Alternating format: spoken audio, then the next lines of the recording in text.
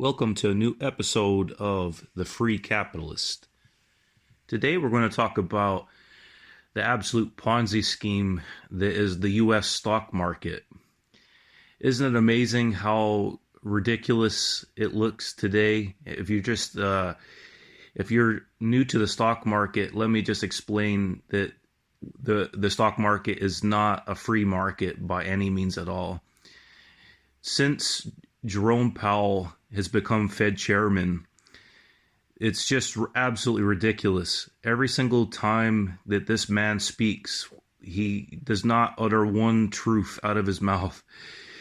It's amazing. We're at record highs for the stock market, and people are celebrating like it's amazing. But let me explain why it's not. The market itself is not healthy at all, and why it's completely artificial, and why that should concern you. So in this episode, you're going to learn about the risks, you're going to learn about what to do, and you're going to learn about options and how to really ride the storm when bad things start to happen. So with that said, I want to start with something I just read on Twitter earlier today, that U.S. pension funds are dumping U.S. treasuries. And that's interesting because no one wants to own U.S. debt anymore. Russia, for example, owns 0% of U.S. debt. The only countries left that own U.S. treasuries, the big ones, are China, which has over $1 trillion in U.S. treasuries, and Japan.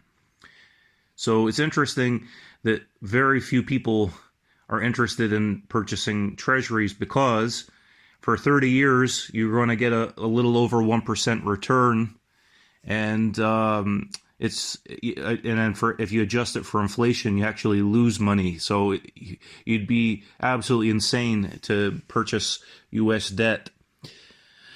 Well, here's the nuts and bolts of why the U.S. market is still going daily, and it's because of all this QE. But here's something that you guys might not know.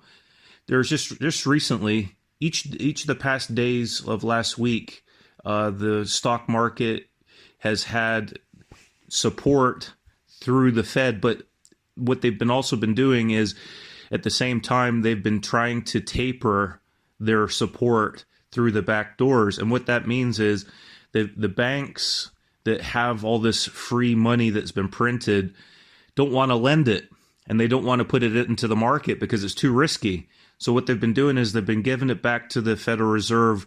It's called reverse repo. And so each day they've been a record $1 trillion of reverse repo almost every single day. And it's continually increasing. So what that means is it's going to increase to probably $2 trillion a day. And whenever the stock market crashes, that will reverse. So that's kind of like one of the Fed's last bullets, because they've got all this parked money. They don't know what to do with it. And so the banks have been, if you notice there's several charts showing that banks are cutting back on lending and actually freezing lines of credit and things like that.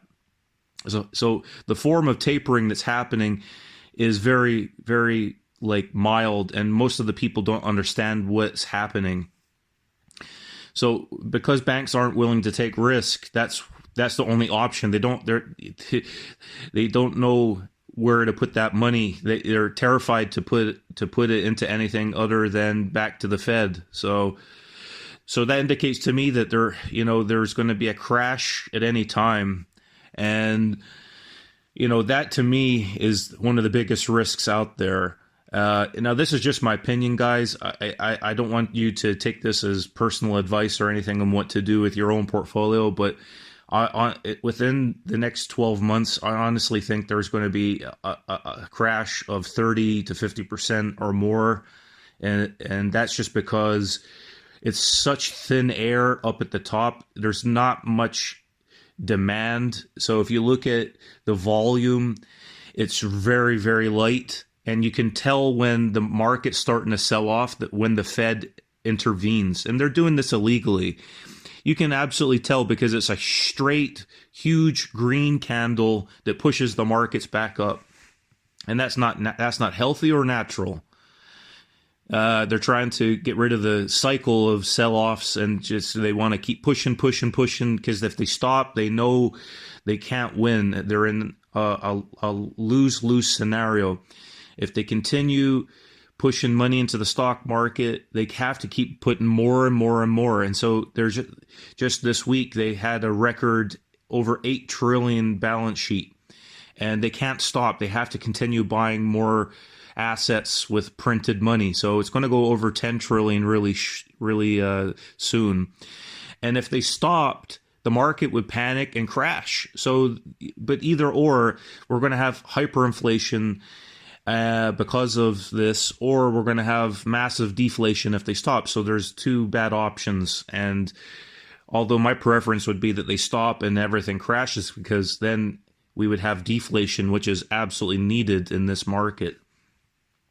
So one of the cool things is that I like to tell people is if you divide the Fed balance sheet with the S&P 500, you'll notice that people are like, yeah, it's all-time highs, but no. If you divide the balance sheet by the S&P 500, then you'll notice that there's not been any organic real growth since 2008.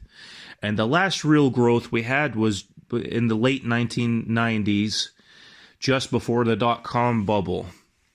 So what that means is all this growth is just funny money.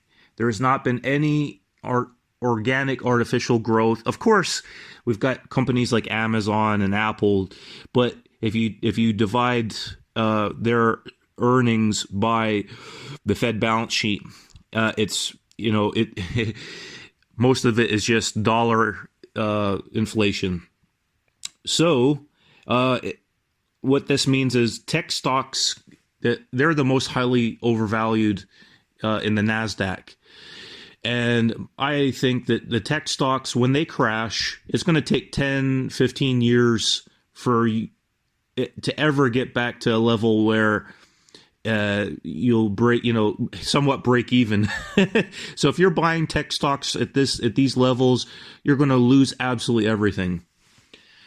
One thing to notice, and this is pretty interesting statistic, the record number of non-profitable companies has never been higher. So what that means is there's so many zombie companies out there that are being kept alive, like Tesla, for example, that aren't profitable.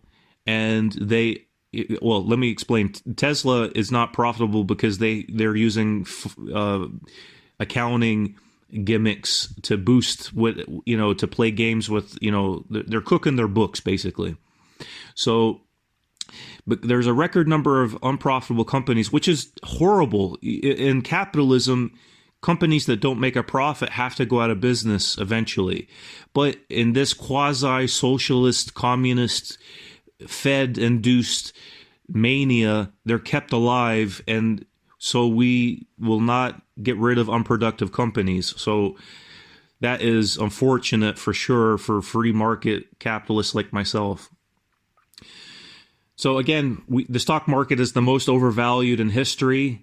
There's never been a time that it has been more overvalued than it is today.